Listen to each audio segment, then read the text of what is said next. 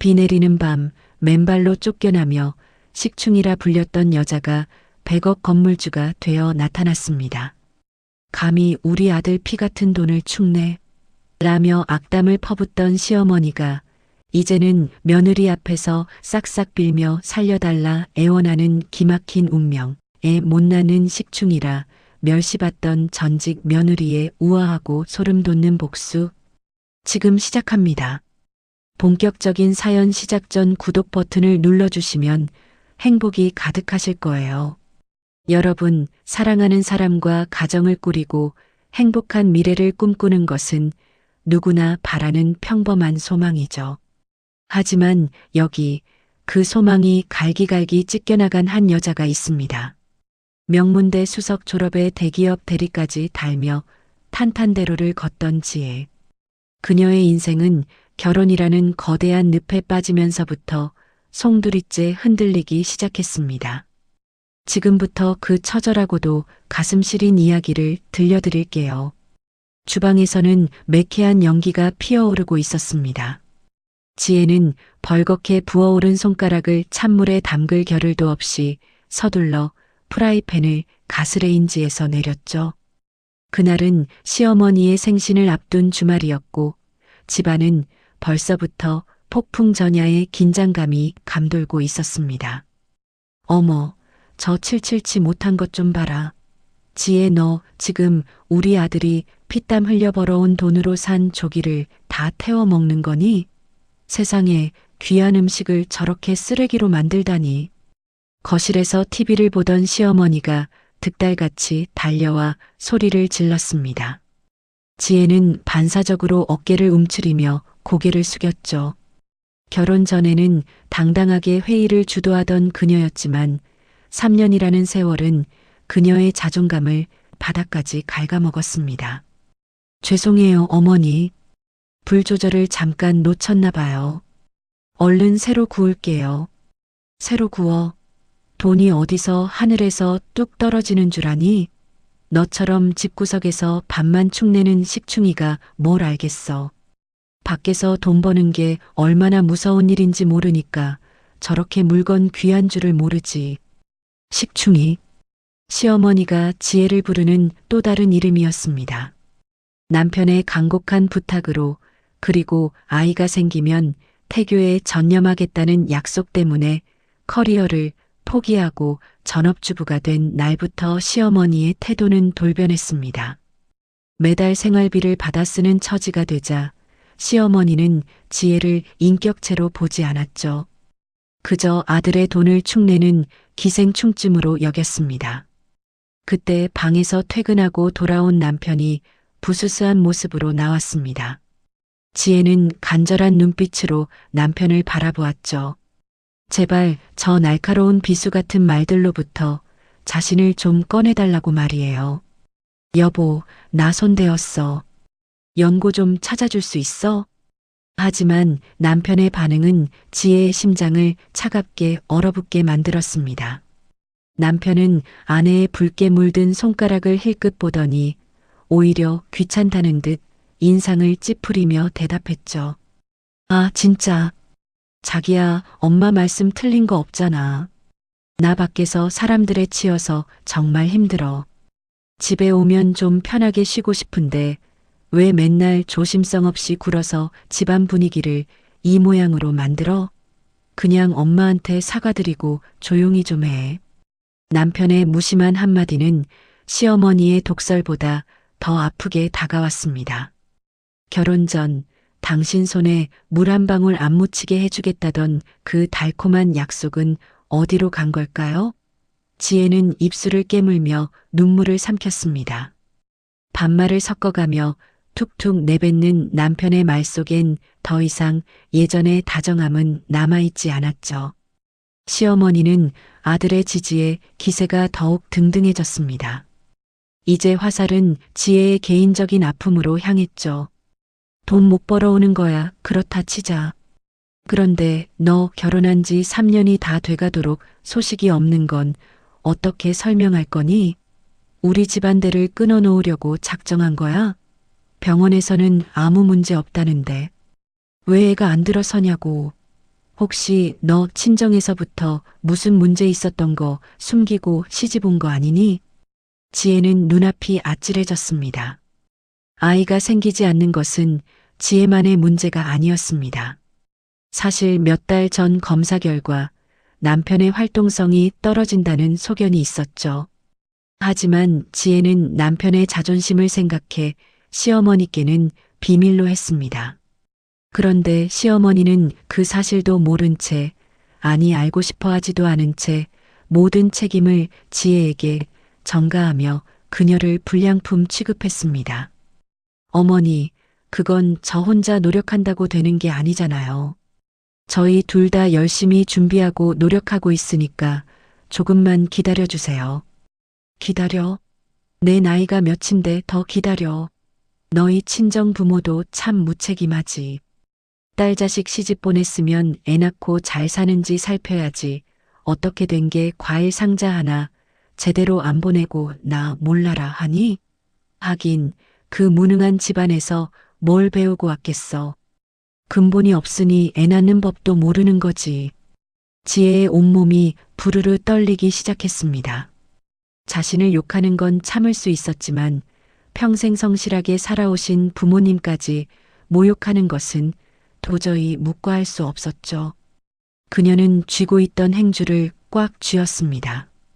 어머니, 말씀이 너무 지나치세요. 저희 부모님이 무능하다니요? 그리고 애 못 낳는 게 왜 저희 부모님 탓인가요? 그러자 남편이 거칠게 끼어들었습니다. 야, 너 지금 엄마한테 어디서 말댔구야? 엄마가 너 잘되라고 하시는 말씀이지. 그게 틀린 말이야? 우리 집안이 너 하나 때문에 얼마나 스트레스 받는지 알아? 적당히 좀 해. 진짜 정 떨어지게 하지 말고. 지혜는 멍하니 남편을 바라보았습니다. 세상에서 가장 든든한 내 편일 줄 알았던 사람. 그 사람은 이제 시어머니와 한통속이 되어 지혜를 벼랑 끝으로 밀어넣고 있었습니다. 시어머니는 지혜의 떨리는 어깨를 비웃듯 혀를 찼습니다. 꼴에 자존심은 있어가지고. 예, 식충이면 식충이답게 굴어. 아들 등골 빼먹으면서 대우받을 생각하지 말고. 내 눈에는 네가 이 집안에 들어온 이후로 복이 다 달아난 것 같으니까. 주방 가득 퍼진 조기 타는 냄새처럼 지혜의 마음도 까맣게 타들어가고 있었습니다. 아니, 이미 잿더미가 되어버린 것 같았죠. 그 누구에게도 위로받지 못하는 공간, 사랑이 넘쳐야 할 집은 그녀에게 거대한 감옥이자 지옥일 뿐이었습니다. 창밖으로는 어느덧 어둠이 짙게 깔리고 있었습니다. 하지만 지혜의 눈앞에 펼쳐진 미래는 그 어둠보다 더 캄캄하고 축축했죠. 시어머니의 비아냥과 남편의 싸늘한 외면 속에서 지혜는 자신이 설 자리가 더 이상 이곳에 없음을 본능적으로 느끼고 있었습니다. 지독한 낙인이 가슴에 깊게 새겨진 채로 말입니다. 한번 시작된 비극은 멈출 줄을 모르고 가속도가 붙기 마련입니다. 지혜를 옥죄던 시어머니의 압박은 이제 단순한 구박을 넘어 그녀를 이 집안에서 완전히 뿌리 뽑으려는 잔인한 계획으로 이어졌습니다. 여러분, 사람이 도대체 어디까지 악해질 수 있는 걸까요? 그날은 아침부터 하늘이 낮게 내려앉아 금방이라도 눈물을 쏟아낼 것 같은 날이었습니다. 시어머니는 이른 아침부터 화려하게 차려입고 집을 나섰습니다. 평소 용하기로 소문난 점집에 가겠다는 말만 남긴 채였죠. 지혜는 불안한 마음을 억누르며 집안일을 이어갔지만 왠지 모를 불길한 예감이 등줄기를 타고 흘렀습니다. 오후가 되자 현관문이 부서질 듯 열리며 시어머니가 들어왔습니다. 평소보다 더 살기등등한 표정으로 말이죠. 시어머니는 가방을 소파에 내팽개치며 안방에서 쉬고 있던 남편을 소리쳐 불렀습니다. 야, 너 당장 나와봐. 내 이럴 줄 알았다. 내 이럴 줄 알았어. 자다 깬 남편이 무슨 일이냐며 거실로 나오자 시어머니는 지혜를 손가락질하며 악에 받친 소리를 내질렀습니다. 저게 물건이 아니라 흉물이었어. 용하다는 보살님이 그러시더라. 저 며느리년이 우리 집안 기운을 다 빨아먹고 있다고. 전연이 대문에 버티고 서 있는 한 내 승진도 막히고 우리 집안의 대가 끊기는 건 당연한 거래. 저 액덩어리를 당장 내쫓지 않으면 너까지 단명한다는구나.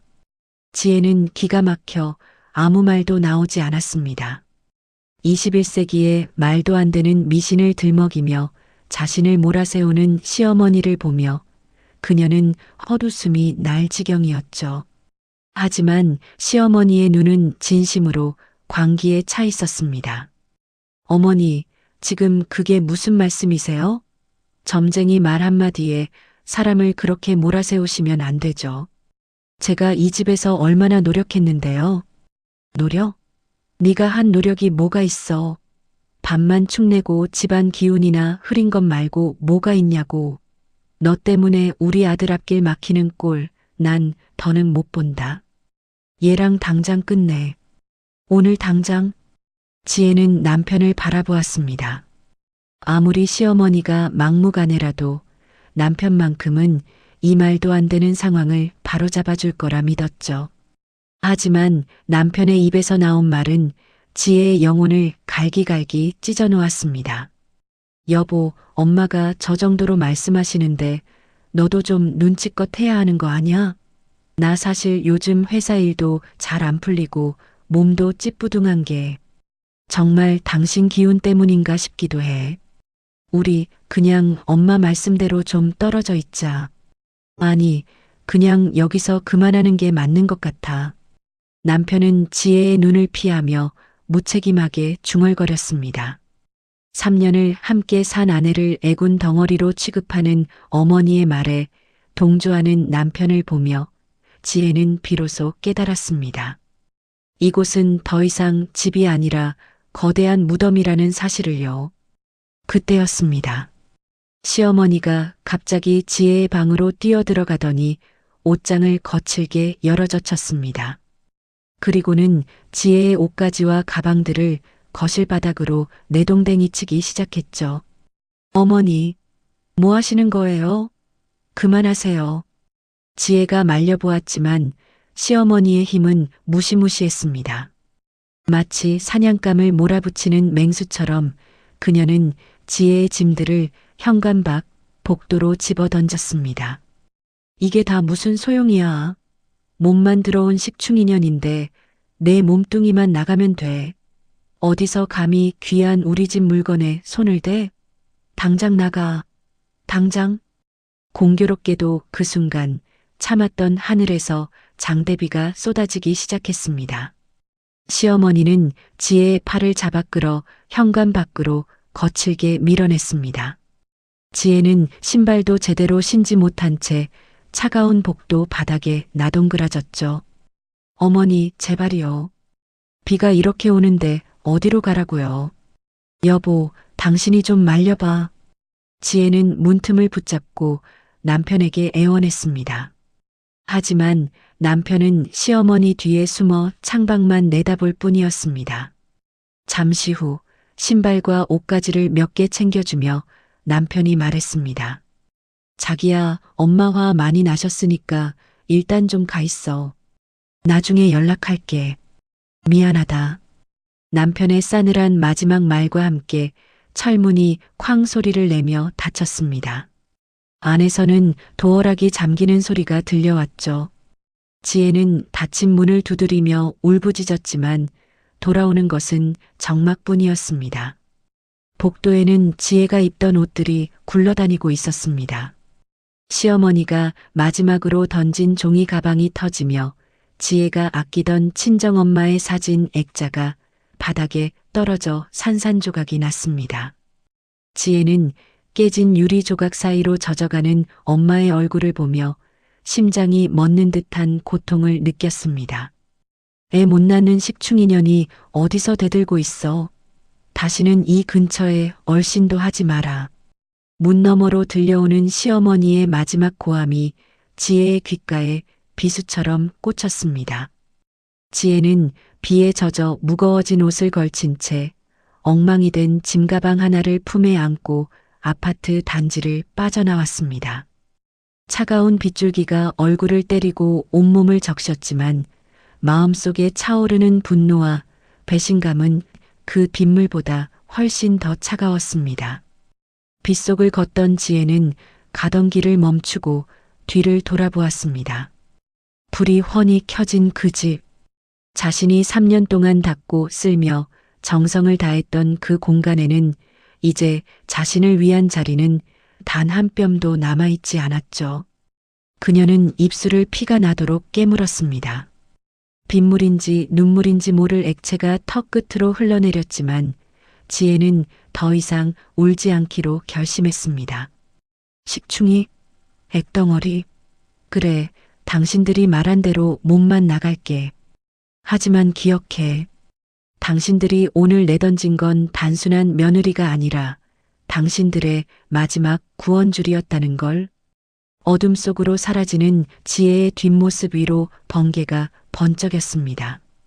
비바람에 흔들리던 그녀의 눈동자 속에는 슬픔 대신 얼음처럼 차갑고 날카로운 복수의 불꽃이 타오르기 시작했습니다. 지옥 같은 비 내리는 밤, 그렇게 지혜의 처절한 축출은 끝이 났고 동시에 시댁의 몰락을 향한 카운트다운이 시작되고 있었습니다. 여러분, 인생의 밑바닥에 떨어졌을 때 느껴지는 그 차가운 한기를 경험해 본 적 있으신가요? 빗물에 젖은 몸을 이끌고 지혜가 도착한 곳은 보증금도 없는 좁고 눅눅한 고시원이었습니다. 한평 남짓한 그 좁은 방 안에서 지혜는 젖은 옷을 벗을 기력조차 없이 바닥에 쓰러졌죠. 벽 너머로 들려오는 타인의 코고는 소리와 복도의 정수기 물소리가 지혜의 비참함을 더욱 날카롭게 파고들었습니다. 불과 며칠 전까지만 해도 그녀는 누군가의 아내였고 한 집안의 며느리였습니다. 하지만 지금 지혜의 손에 남은 것은 흙탕물 범벅이 된 옷가지 몇 벌과 깨진 액자 속의 엄마 사진뿐이었죠. 식충이, 애 못 낳는 액덩어리. 시어머니의 독설이 환청처럼 귓가를 맴돌았습니다. 더 가슴 아픈 건 그 모욕적인 순간마다 침묵으로 방관하던, 아니 오히려 한술 더 떠 비수를 꽂던 남편의 얼굴이었죠. 지혜는 어두운 천장을 바라보며 생각했습니다. 과연 내가 무엇을 그렇게 잘못했을까요? 사랑해서 결혼했고 그 사람을 위해 내 커리어까지 포기하며 헌신했는데 돌아온 결과가 고작 빗속의 축출이라니요. 세상은 무정하게도 지혜를 집어삼킬 듯 어둡기만 했습니다. 그렇게 며칠을 뜬 눈으로 밤을 지새우며 절망의 늪에서 허우적대던 어느 오후였습니다. 낡은 휴대전화가 요란하게 진동을 울리기 시작했죠. 저장되지 않은 번호, 하지만 왠지 모를 압박감이 느껴지는 번호였습니다. 지혜는 마른 침을 삼키며 전화를 받았습니다. 여보세요. 심지혜 씨 되십니까? 여기는 법무법인 태산의 김진우 변호사입니다. 우리나라에서 손꼽히는 대형 로펌의 이름에 지혜는 순간 정신이 번쩍 들었습니다. 시댁에서 혹시 이혼 소송이라도 걸어온 걸까요? 아니면 위자료 한 푼 안 주려고 미리 선수를 친 걸까요? 지혜의 목소리가 미세하게 떨렸습니다. 네, 제가 심지혜입니다만. 무슨 일이시죠? 다름이 아니라 지혜 씨의 외조부이신 고 성창호 어르신의 유언 집행건으로 연락드렸습니다. 어르신께서 엊그제 별세하셨고 유언장에 지혜 씨를 유일한 상속인으로 지정하셨습니다. 순간 지혜는 자신의 귀를 의심했습니다. 외할아버지라니요. 지혜의 기억 속 외할아버지는 어머니가 집안의 반대를 무릅쓰고 결혼을 선택했을 때 매정하게 연을 끊어버렸던 완고한 분이었습니다. 어머니가 돌아가셨을 때조차 얼굴 한 번 비추지 않았던 그 차가운 노인이 왜 이제 와서 자신을 찾는단 말입니까? 잘못 거신 거 아닌가요?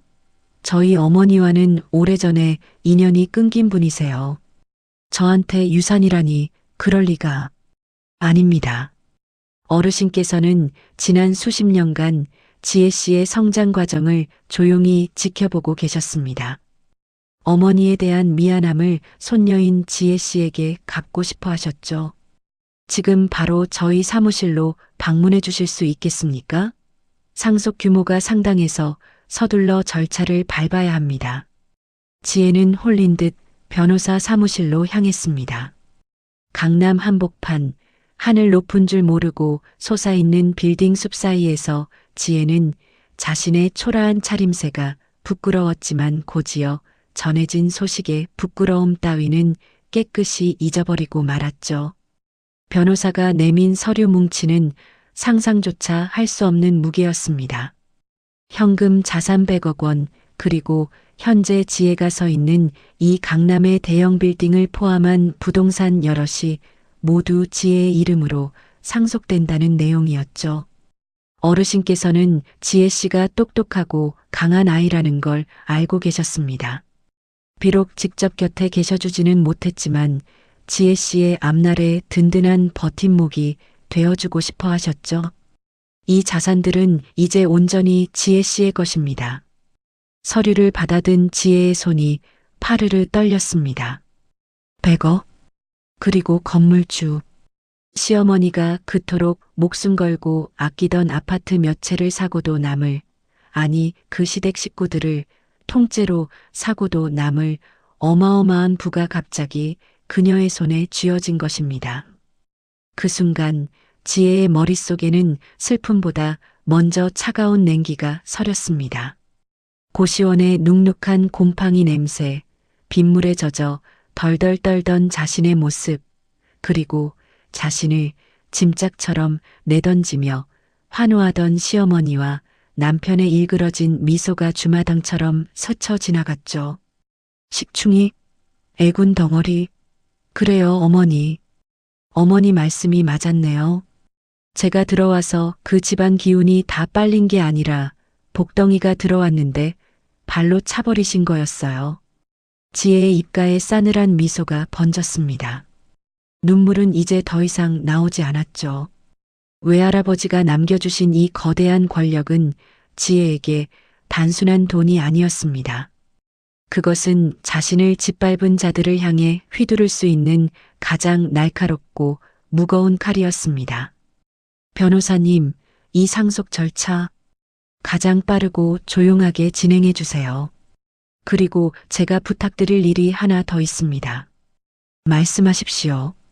무엇이든 돕겠습니다. 지혜는 창밖으로 보이는 번화한 도심을 내려다보았습니다. 저 멀리 어딘가에서 지금쯤 남편은 새로운 여자를 만나고 있을지 모릅니다. 시어머니는 며느리를 잘 내쫓았다며 동네방네 자랑하고 다니겠죠. 그 사람들이 가장 소중하게 생각하는 게 뭔지 알아봐 주세요. 돈, 자존심, 그리고 주변의 시선. 그 모든 걸 가장 화려한 순간에 무너뜨리고 싶거든요.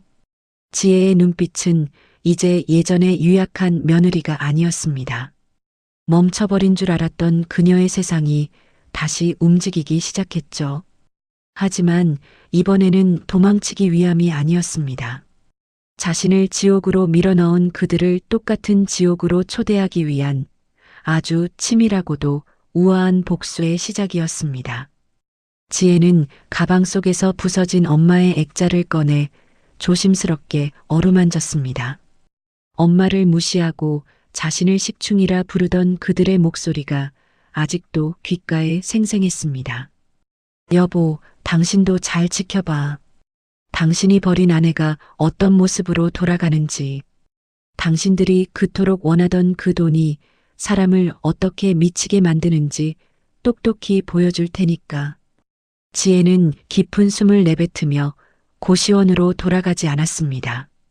대신 변호사가 준비해준 최고급 호텔 스위트룸으로 향했죠. 푹신한 침대에 누워 그녀는 처음으로 편안한 잠을 청했습니다. 내일부터 시작될 화려한 전쟁을 위해, 그리고 시댁 식구들의 비참한 최후를 설계하기 위해 말입니다. 지옥 같은 빗속에서 태어난 복수의 꽃은 이제 100억이라는 걸음을 먹고 아주 화려하게 피어날 준비를 마쳤습니다. 지혜의 차가운 결의와 함께 시댁에 무너지는 소리가 벌써부터 들려오는 듯 했습니다. 여러분, 인생은 참으로 묘하죠? 누군가에게는 끝이라고 생각했던 그 빗속의 축출이 지혜에게는 완전히 새로운 무대의 시작이었으니까요. 100억이라는 거대한 자산과 강남의 빌딩. 하지만 지혜는 서두르지 않았습니다. 분노에 눈이 멀어 섣불리 칼을 휘두르기보다 상대방이 가장 아끼는 것을 스스로 바치게 만드는 우아하고도 치밀한 복수를 선택했죠. 가장 먼저 지혜가 한 일은 자신의 외면과 내면을 완벽하게 탈바꿈하는 것이었습니다. 푸석푸석하던 머릿결은 최고급 스파에서 윤기를 되찾았고 시어머니가 식충이 주제에 분에 넘친다며 타박하던 백화점 명품가는 이제 지혜의 단골 산책 코스가 되었죠. 하지만 그녀의 눈빛은 그 화려한 명품들보다 더 차갑고 단단하게 빛나고 있었습니다. 한편 예상대로 그 집구석은 지혜가 떠난 지 얼마 되지 않아 아수라장이 되어 있었죠. 특히 지혜를 내쫓자마자 남편이 들인 새로운 여자가 문제였습니다. 그녀는 살림에는 손끝 하나 대지 않으면서 남편의 카드로 명품 쇼핑을 즐기며 사치를 부리고 있었거든요. 자기야, 나 저번에 말한 그 카페 사업 말이야. 아무래도 사거리 코너에 있는 그 5층짜리 메디컬 빌딩 1층이 좋겠어. 거기 유동 인구도 많고 무엇보다 건물이 너무 고급스럽잖아.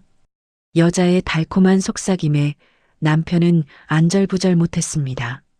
사실 시어머니 역시 그 건물을 평생의 선망 대상으로 삼아왔거든요. 그래, 아들아. 저 건물이 진짜 우리 동네 명물 아니냐. 저기 1층에 우리 집안 카페 하나 딱 차려놓으면 내가 친척들 앞에서 얼마나 어깨가 으쓱하겠니? 그 식충이 같은 년 내쫓고 들어온 복덩이가 사업하겠다는데 네가 어떻게든 자금 좀 마련해봐라. 시어머니의 등 떠밀림과 새 여자의 유혹에 눈이 먼 남편은 결국 큰 사고를 치고 맙니다. 살고 있던 아파트에 무리하게 추가 대출을 받고 지인들에게까지 손을 빌려 그 빌딩 1층 카페의 권리금과 보증금을 마련한 것이죠. 그 건물의 주인이 바뀐 사실은 알았지만 새로운 주인이 누구인지는 확인조차 하지 않은 채 서둘러 계약을 진행하려 했습니다. 남들이 채갈까봐 마음이 급했던 겁니다. 지혜는 건물 관리인으로부터 이 모든 상황을 실시간으로 보고받고 있었습니다. 입가에 싸늘한 미소가 번졌죠. 변호사님, 그 사람들이 계약하겠다고 오면 절대 제 정체를 밝히지 마세요. 대신 임대차 계약서에 아주 까다로운 조항들을 몇 개 넣어주세요. 임대료 연체 시 즉시 명도 소송을 진행한다거나 건물 관리에 관한 주인의 지시에 무조건 복종해야 한다는 식의 조항들 말이에요. 드디어 계약 당일 남편은 의기양양하게 건물 관리 사무실을 찾았습니다. 시어머니는 벌써 빌딩 사모님이 된 양 화려한 모피 코트를 걸치고 동행했죠. 그들은 자신들이 밟고 서 있는 이 대리석 바닥의 진짜 주인이 누구인지 꿈에도 모른 채 거만하게 서류에 도장을 찍었습니다. 아이고, 이제야 우리 집안이 제대로 된 사업을 해보네. 그 애군덩어리 년이 있을 때는 되는 일이 없더니 내쫓자마자 이런 귀한 건물이랑 인연이 닿다니. 이게 다 조상님이 도우신 거야.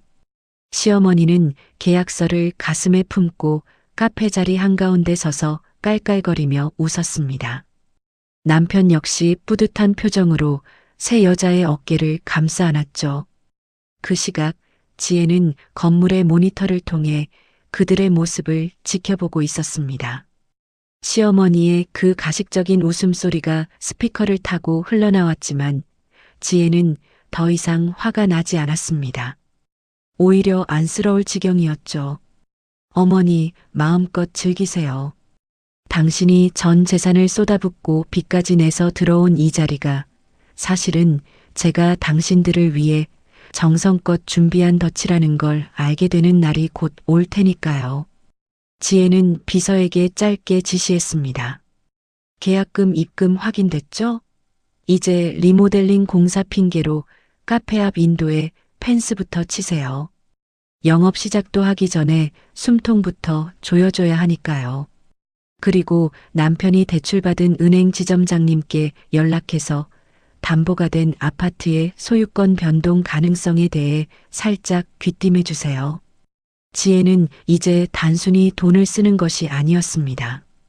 그녀는 시댁 식구들이 가진 마지막 패를 스스로 던지게 만들었고 그들이 가장 희망에 부풀어 있을 때 그 희망을 고문할 준비를 마쳤습니다. 가장 높은 곳으로 올라갔다고 착각하게 만든 뒤 발밑의 절벽을 보여주는 것. 그것이 지혜가 설계한 복수의 진짜 시작이었죠. 시어머니는 자신이 앉아있는 그 카페 의자가 사실은 지혜가 언제든 치워버릴 수 있는 소모품이라는 사실을 모른 채 오늘도 허황된 꿈을 꾸며 친구들에게 전화를 돌리고 있었습니다. 하지만 그 웃음소리가 비명으로 바뀌는 데는 그리 오랜 시간이 걸리지 않을 것입니다. 지혜의 서늘한 복수가 건물의 모든 공기마저 얼려버리고 있었으니까요. 여러분, 권선징악이라는 말이 괜히 있는 게 아니죠? 자업자득이라는 부메랑은 생각보다 훨씬 빠르고 정확하게 날아오기 마련입니다. 지혜를 내쫓고 승승장구할 줄 알았던 시댁 식구들에게 드디어 먹구름이 끼기 시작했거든요. 꿈에 그리던 건물에서 카페를 시작하려던 그들에게 정체 모를 새 건물주의 서슬 퍼런 갑질이 시작된 겁니다. 남편이 무리하게 대출을 끌어다 계약한 카페는 오픈 전부터 삐걱거렸습니다. 툭하면 소방 점검이다. 배관 공사다 하며 펜스를 치는 바람에 인테리어 공사는 자꾸만 지연됐고 가만큼 이자는 눈덩이처럼 불어났죠. 남편의 새로 만난 여자는 오픈도 안 했는데 왜 이렇게 짜증나게 해? 라며 매일같이 바가지를 긁어댔고요. 마음이 급해진 시어머니가 결국 결단을 내렸습니다. 야 아들아, 안 되겠다. 내가 직접 건물주 좀 만나봐야겠어. 사람이 얼굴 보고 얘기하면 다 방법이 있는 법이거든. 내가 가서 싹싹 빌고 아부라도에서 임대료 좀 깎아달라고 하든지 공사 좀 빨리 끝내달라고 해야지. 남편은 지친 듯 고개를 끄덕이며 대답했습니다. 그럼 엄마가 좀 다녀와 봐. 나 요즘 회사에서도 눈치 보이고 얘 뒷바라지 하느라 진짜 죽을 맛이야. 당신도 좀 적당히 좀 사지 그래? 남편이 새 여자에게 한마디 하자 여자는 코웃음을 치며 대꾸했죠. 여보, 내가 누구 때문에 이 고생인데 그래? 나중에 카페 대박 나면 다 갚아줄게. 자기야, 나 이번에 명품백 하나만 더 사주면 안 돼? 야, 지금 상황 안 보여? 적당히 좀 해. 남편과 새 여자가 서로 반말을 찍찍 내뱉으며 싸우는 꼴을 보며 시어머니는 혀를 찼습니다. 지혜가 있을 때는 상상도 못할 천박한 풍경이었죠. 하지만 시어머니에게 지금 더 중요한 건 바로 건물의 주인, 큰손이라 소문난 회장님을 만나는 것이었습니다. 다음 날 시어머니는 평소 잘 입지도 않던 화려한 한복을 꺼내 입고 백화점에서 산 비싼 과일 바구니와 홍삼 세트를 양손에 무겁게 들었습니다. 그리고는 지혜의 건물을 향해 당당히 발걸음을 옮겼죠. 안내 데스크 직원에게 건물주 회장님을 뵙고 싶다며 몇 번이나 굽실거렸습니다. 저기, 제가 1층에 새로 들어오는 카페 사장 엄마인데요. 회장님께 드릴 말씀이 있어서요. 잠깐이면 됩니다. 네. 한참을 로비에서 서성이던 시어머니를 맞이한 건 지혜의 비서였습니다. 비서는 차가운 표정으로 시어머니를 VIP 접견실로 안내했죠. 그곳은 한쪽 벽면이 커다란 통유리로 되어 있었는데 사실 그 유리 너머에는 지혜가 모든 상황을 지켜보고 있는 비밀 집무실이 있었습니다.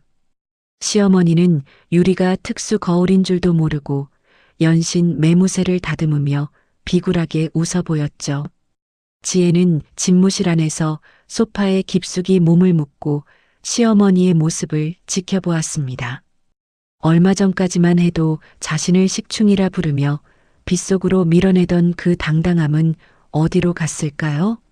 비서가 들어오자 시어머니는 벌떡 일어나 허리를 90도로 꺾으며 아부를 떨기 시작했습니다.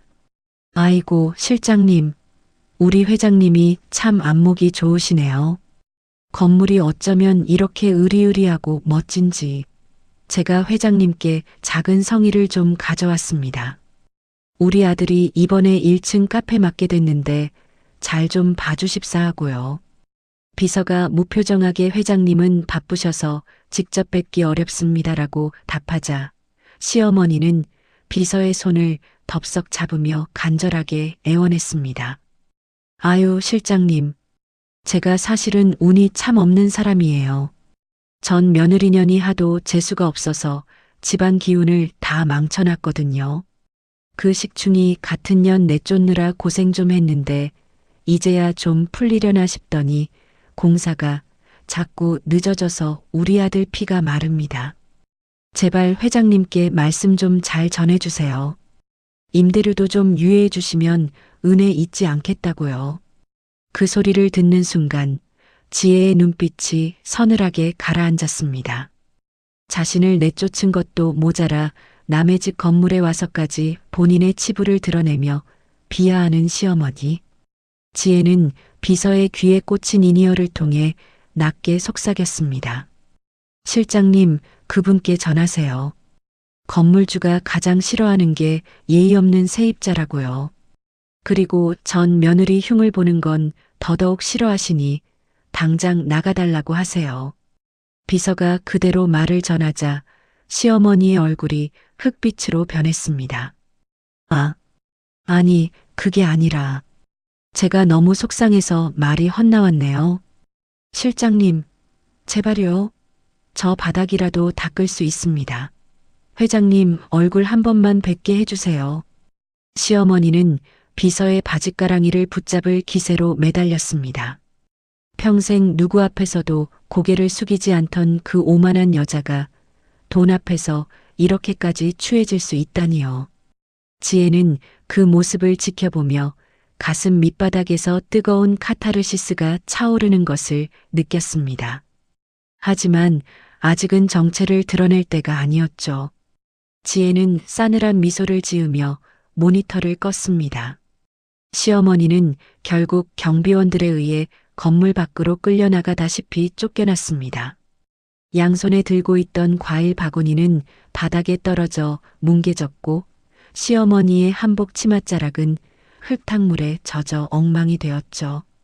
로비 유리창 너머로 비참하게 쫓겨나는 시어머니를 내려다보며 지혜는 생각했습니다. 어머니, 제가 비를 맞으며 쫓겨날 때 느끼셨던 즐거움, 지금 그 반만이라도 느껴지시나요? 아직 시작도 안 했으니 기운 내세요. 당신이 그토록 사랑하는 그 아들과 함께 제가 만든 이 거대한 늪에서 조금 더 허우적 되셔야 하니까요. 시어머니는 건물 밖 인도에서 씩씩거리며 전화를 걸었습니다. 남편에게 건물주가 보통 까칠한 게 아니다라며 분풀이를 해댔죠. 하지만 그녀는 꿈에도 몰랐을 겁니다. 본인이 그렇게 아부하고 매달렸던 그 회장님이 불과 얼마 전까지 본인의 집 부엌에서 다 탄 조기 때문에 머리채를 잡힐 뻔했던 그 며느리였다는 사실을 말이죠. 엇갈린 재회 속에서 복수의 톱니바퀴는 이제 멈출 수 없는 속도로 돌아가고 있었습니다. 드디어 시어머니가 그토록 기다리고 기다리던 환갑잔치 날이 밝았습니다. 평소 남들에게 보여주는 체면을 목숨보다 소중히 여기던 그녀였기에 이번 잔치는 그야말로 돈내방내 자기 자랑을 늘어놓을 절호의 기회였죠. 비록 카페 공사가 지연되면서 남편의 대출 이자가 숨통을 조여오고 있었지만 시어머니는 오늘만큼은 세상에서 가장 행복하고 귀한 사모님이어야 했습니다. 잔치 장소는 지역에서 제법 이름난 호텔 연회장이었습니다. 시어머니는 번쩍거리는 금박이 박힌 한복을 차려입고 입구에 서서 손님들을 맞이했죠. 친척들이 하나둘 모여들자 그녀의 목소리는 평소보다 두 톤은 더 높아졌습니다. 어머, 숙모님 오셨어요? 아이고, 멀리서 오느라 고생하셨네. 우리 아들이 여기 빌리느라 돈 좀 썼나 봐요. 내가 그냥 조촐하게 하자고 그렇게 말렸는데도 아들이 능력이 워낙 좋다 보니 엄마 환갑을 대충 넘길 수가 없다나 뭐라나. 친척들은 부러움 섞인 감탄사를 내뱉었고 시어머니의 어깨는 하늘 높은 줄 모르고 치솟았습니다. 그러다 화제는 자연스럽게 보이지 않는 며느리에게로 흘러갔죠. 근데 형님, 예전 그 참한 며느리는 어디 가고 웬 처음 보는 여자가 저기 서 있대요? 사촌 동생의 물음에 시어머니는 기다렸다는 듯 입을 삐죽거리며 목소리를 낮췄습니다. 주변 친척들이 다 들으라는 듯 말이죠. 말도 마라. 그 식충이 같은 년 내쫓느라 내가 얼마나 고생했는지 아니? 애도 못 낳는 주제에 집안 기운만 쏙쏙 빨아먹던 애군덩어리였어. 걔 내보내자마자 우리 아들 사업 운 터진 것 좀 봐. 지금 사거리 코너에 그 으리으리한 메디컬 빌딩 알지? 거기 1층 전체를 우리 아들이 카페로 계약했잖니. 조만간 거기서 다들 모이자고. 시어머니의 거짓말은 눈덩이처럼 불어났습니다. 지난번 건물 로비에서 경비원들에게 끌려나갔던 치욕은 깨끗이 잊은 채 자신이 마치 그 건물의 실세라도 되는 양 허세를 부렸죠. 남편 역시 새로 만난 여자와 팔짱을 끼고 친척들 사이를 누비며 거드름을 피웠습니다. 여보, 자기 친척들이 다나 예쁘대. 역시 자기가 전 마누라 정리하길 잘했어.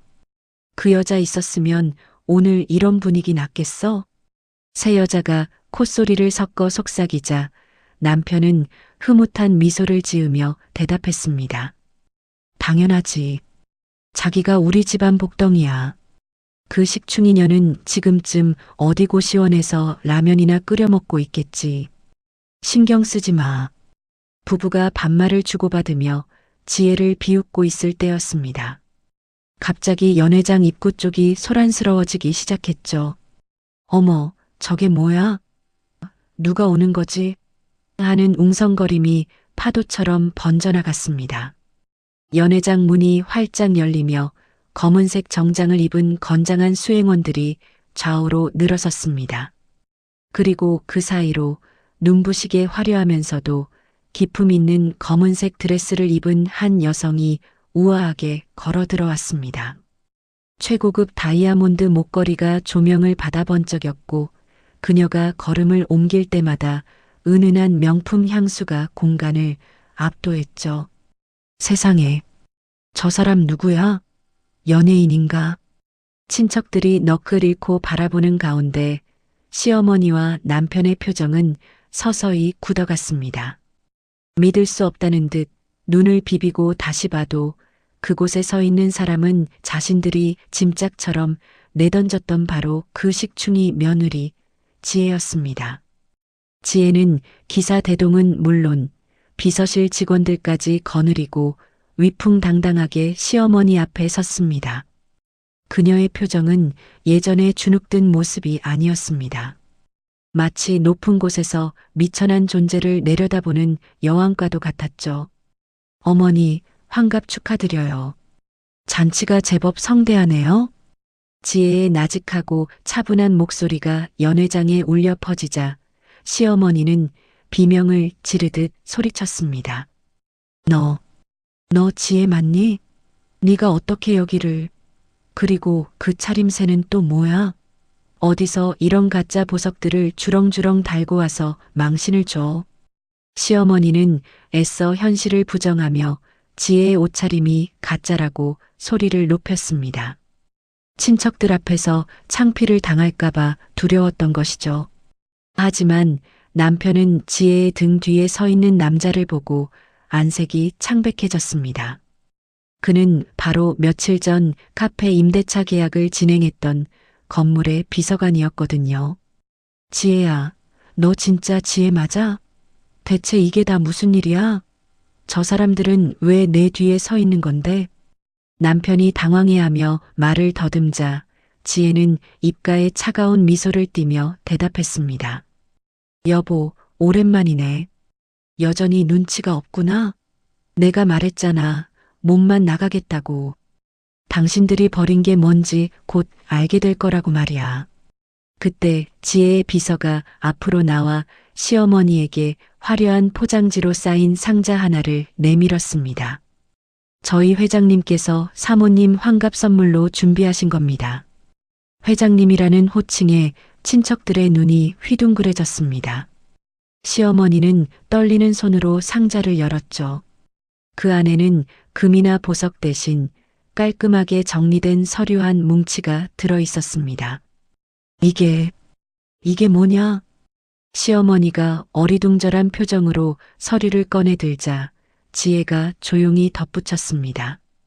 어머니가 그토록 자랑하시던 그 메디컬 빌딩, 그리고 지금 어머니가 살고 계신 그 아파트의 등기부등본이에요. 뒷장을 한번 넘겨보세요. 소유주 이름이 뭐라고 적혀 있는지.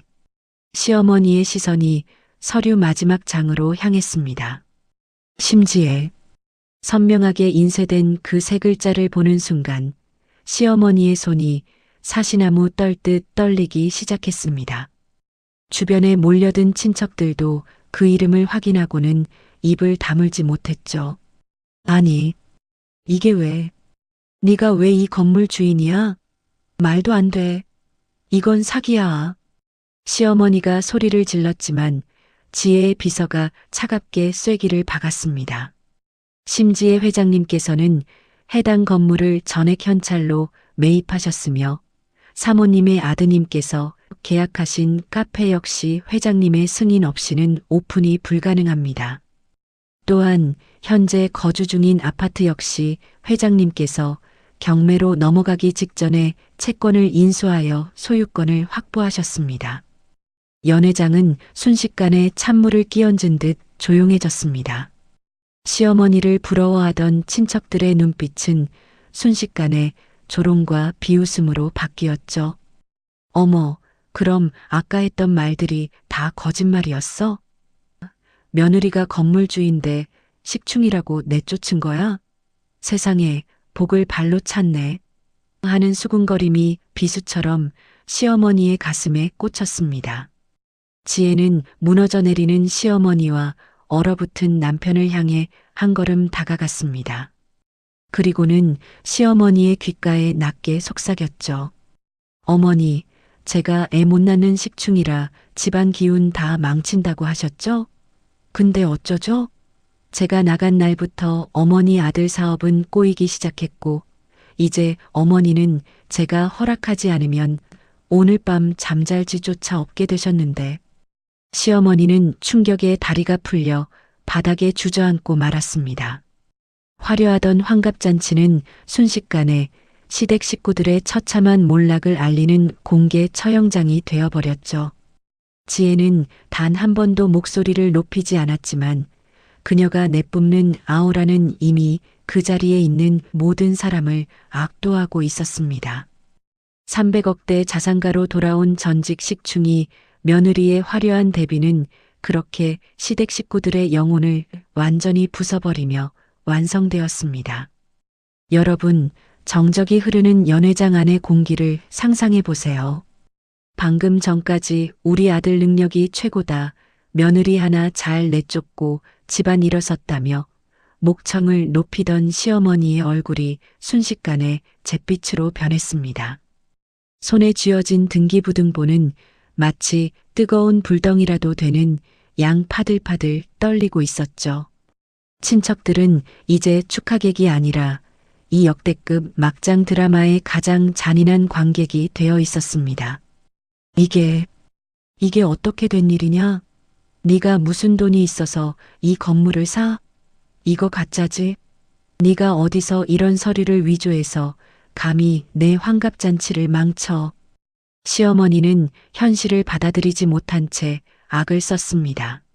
하지만 그 옆에 선 남편은 이미 사태의 심각성을 깨달은 듯 했습니다. 자신이 카페 계약을 위해 만났던 그 콧대 높은 변호사가 지금 지혜의 뒤에서 정중히 허리를 숙이고 있었으니까요. 남편은 떨리는 목소리로 지혜를 불렀습니다. 지혜야. 아니 여보. 이게 정말 다 사실이야? 네가 그 건물주였다고? 그럼 나랑 계약한 사람도 나한테 그렇게 까다롭게 굴었던 주인도 다 너였어? 지혜는 남편의 그 비굴한 물음에 대답 대신 싸늘한 미소만 지어 보였습니다. 대신 지혜의 뒤에 서 있던 김 변호사가 서류 가방에서 또 다른 서류 한 뭉치를 꺼내 탁상 위에 펼쳤죠. 자, 여기 계신 친척분들도 똑똑히 보십시오. 심지혜 회장님께서는 본 건물의 단독 소유주이실 뿐만 아니라 여기 이 집안의 기둥이라 불리는 아드님이 무리한 대출을 받으며 담보로 잡았던 아파트의 채권까지 모두 인수하셨습니다. 변호사의 낭낭한 목소리가 연회장에 울려 퍼지자 친척들 사이에서는 세상에나 하는 탄식과 이게 꿈이야 생시야 하는 속닥거림이 파도처럼 번졌습니다.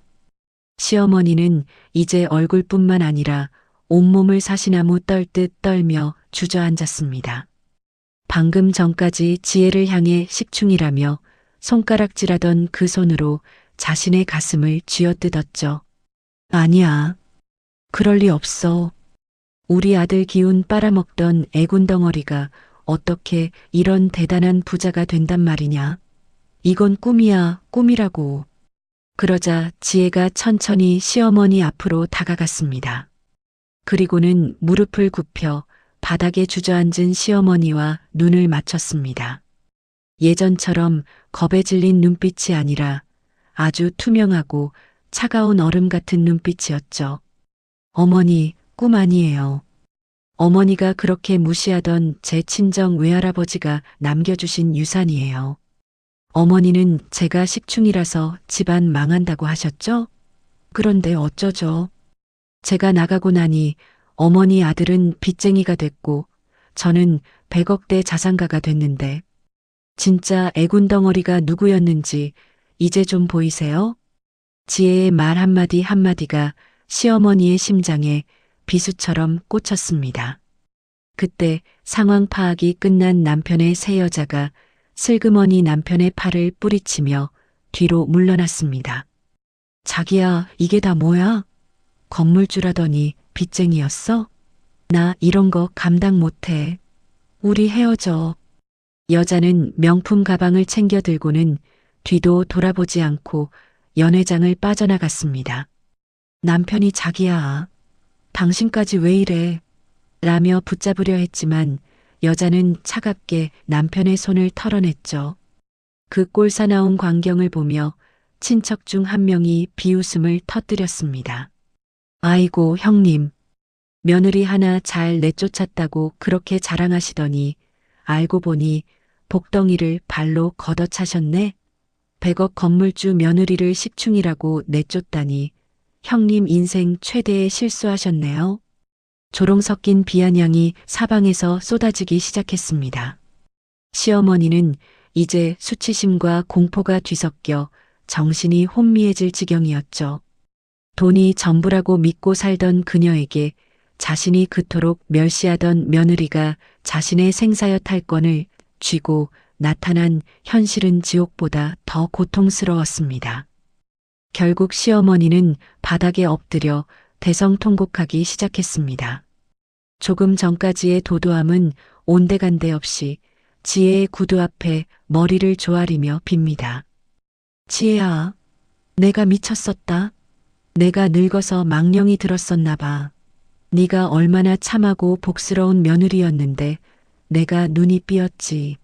지혜야, 제발 한 번만 용서해다오. 우리 아들이랑 다시 잘해보면 안 되겠니? 응? 내가 앞으로 내 발바닥이라도 닦으며 살게.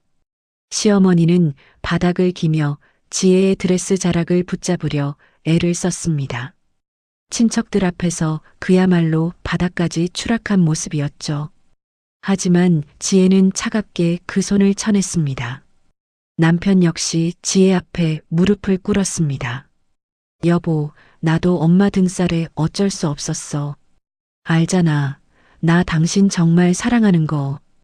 우리 다시 시작하자. 내가 정말 잘할게. 응? 남편의 그 역겨운 고백에 지혜는 헛웃음을 터뜨렸습니다. 빗속에서 자신을 향해 액덩어리니 나가라고 말하던 그 차가운 목소리가 생생한데 이제 와서 사랑을 운운하다니요. 지혜는 남편을 경멸 어린 눈빛으로 내려다보며 말했습니다. 당신은 사랑이 뭔지 몰라. 당신이 사랑하는 건 내 뒤에 있는 이 건물과 돈이겠지. 하지만 어쩌지? 이 돈은 당신들한테 단 한 푼도 갈 일이 없을 텐데. 지혜는 비서에게 수신호를 보냈습니다. 그러자 비서가 시어머니와 남편 앞에 서류 2장을 내밀었죠. 하나는 이혼 서류였고 다른 하나는 아파트 명도 소속 및 퇴거 통지서였습니다. 어머니, 잔치 즐거우셨죠? 덕분에 저도 어머니가 바닥에서 기는 꼴 잘 봤습니다. 내일 오전까지 아파트 비우세요. 제가 산 집에서 어머니 같은 분이 숨 쉬는 것도 아까우니까요. 지혜야, 안 된다. 갈 데가 없어. 우리 길거리 나앉으라는 소리냐? 시어머니가 울부짖으며 가슴을 쳤지만 지혜는 이미 뒤를 돌아 연회장을 빠져나가고 있었습니다. 등 뒤로 들려오는 시어머니의 처절한 통곡 소리와 남편의 애절한 외침, 그리고 친척들의 비웃음 소리가 뒤섞여 거대한 소음을 만들어냈죠. 연회장을 나서는 지혜의 발걸음은 그 어느 때보다 가볍고 경쾌했습니다. 3년 동안 가슴을 짓누르던 그 무거운 낙인이 비로소 씻겨 내려가는 기분이었죠.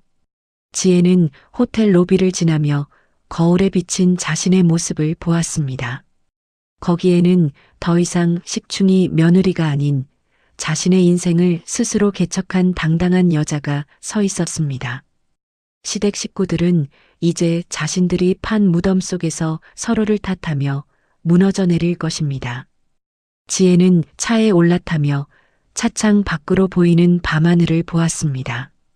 그 밤하늘은 빗속에서 내쫓기던 그날처럼 어두웠지만 지혜의 마음속에는 그 어떤 별보다 밝은 복수의 찬란한 마침표가 찍히고 있었습니다.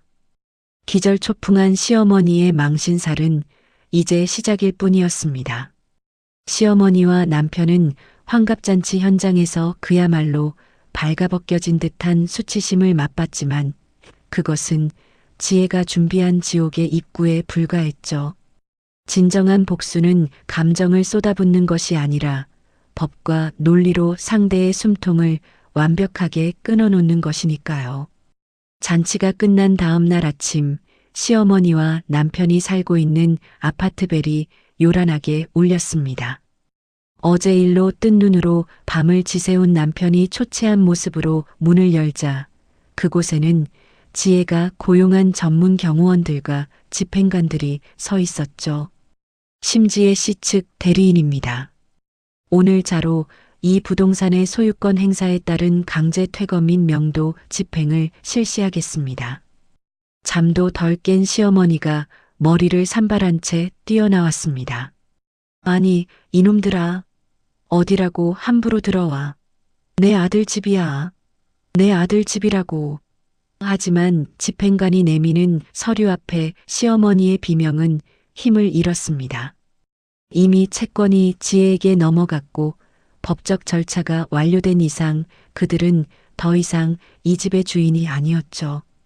어머니, 아직도 상황 파악이 안 되세요? 이 집은 이제 제 건물 관리팀의 숙소로 쓰일 예정이에요. 1시간 드립니다. 당장 필요한 옷까지만 챙겨서 나가세요. 어느새 나타난 지혜가 팔짱을 낀 채 차갑게 말했습니다. 남편은 지혜의 바짓가랑이를 붙잡으려 했지만 경호원들의 벽에 막혀 바닥에 나동그라졌죠. 여보, 제발. 우리 갈 데 없어. 보증금도 다 카페 권리금으로 날렸단 말이야. 너 정말 이럴 거야? 우리 3년 동안 부부였잖아. 남편의 그 비굴한 외침에 지혜는 가방에서 두꺼운 서류 봉투 하나를 꺼내 그의 얼굴 앞에 던졌습니다. 그 안에는 남편이 지혜를 내쫓기 전부터 만나왔던 내연녀와의 호텔 출입 사진, 그리고 지혜에게 퍼부었던 폭언이 담긴 녹음 파일들이 가득했죠. 부부, 당신 입에서 그런 말이 나와? 당신이 그 여자랑 놀아나면서 나를 식충이라고 비하할 때 이미 우리 관계는 끝났어. 이건 당신의 외도 증거야. 위자료 청구 소송장도 같이 들어있으니 법원에서 보자고. 아, 그리고 당신 회사에도 이 자료들 조만간 전달될 거야. 품위 유지 위반으로 징계위원회 열릴 거야? 남편의 얼굴이 흑빛이 되었습니다. 직장마저 잃게 된다면 그는 이제 정말 아무것도 남지 않는 빈 껍데기가 되는 것이니까요. 시어머니는 거실 바닥을 뒹굴며 통곡했지만 집행관들은 무표정하게 그들의 짐을 검은 비닐봉지에 담아복도로 내놓기 시작했습니다. 결국 시어머니와 남편은 슬리퍼 차림으로 아파트 단지 밖으로 쫓겨났습니다. 그들이 가진 건 비닐봉지에 담긴 낡은 옷가지 몇 벌과 당장 오늘 밤 머물 곳조차 없는 처참한 현실뿐이었죠. 한 달 뒤 어느 낡고 좁은 원룸촌.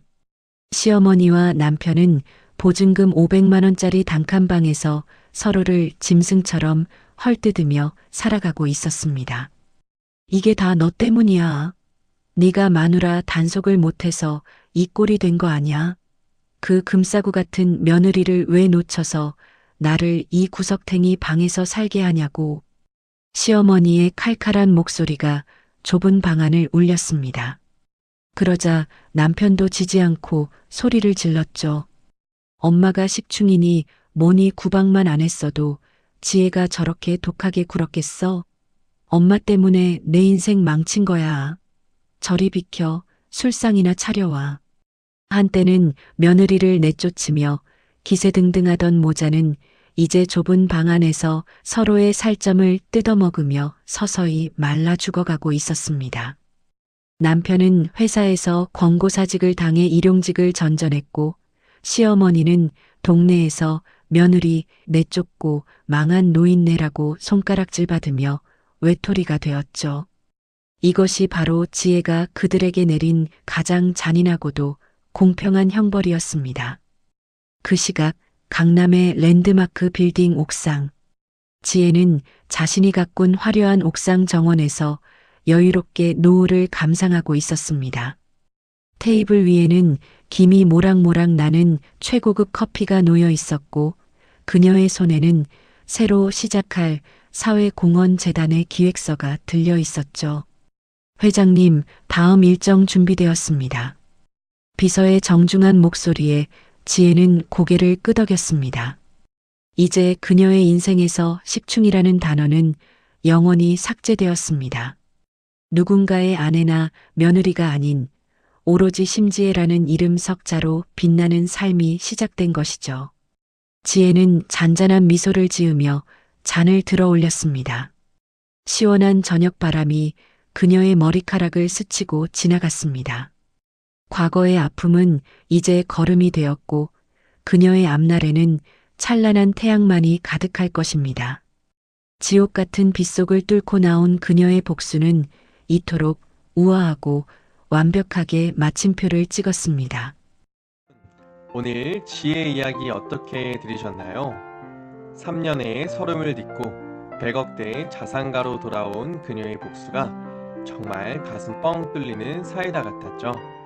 사람의 가치를 돈과 능력으로만 판단하고 함부로 짓밟은 대가는 결국 본인들에게 가장 처참한 방식으로 돌아온다는 걸 시어머니와 남편은 이제야 뼈저리게 느끼고 있을 겁니다. 지금 혹시 인생의 어두운 터널을 지나고 계신 분들이 있다면 지혜처럼 스스로를 믿고 당당하게 일어서시길 진심으로 응원합니다. 당신은 그 자체로 충분히 소중하고 빛나는 존재니까요. 오늘 이야기가 통쾌하셨다면 구독과 좋아요 부탁드리고요. 시댁 식구들의 최후에 대한 여러분의 생각도 댓글로 많이 남겨주세요. 저는 다음에 더 흥미진진하고 속 시원한 이야기로 찾아오겠습니다. 시청해주셔서 감사합니다. 오늘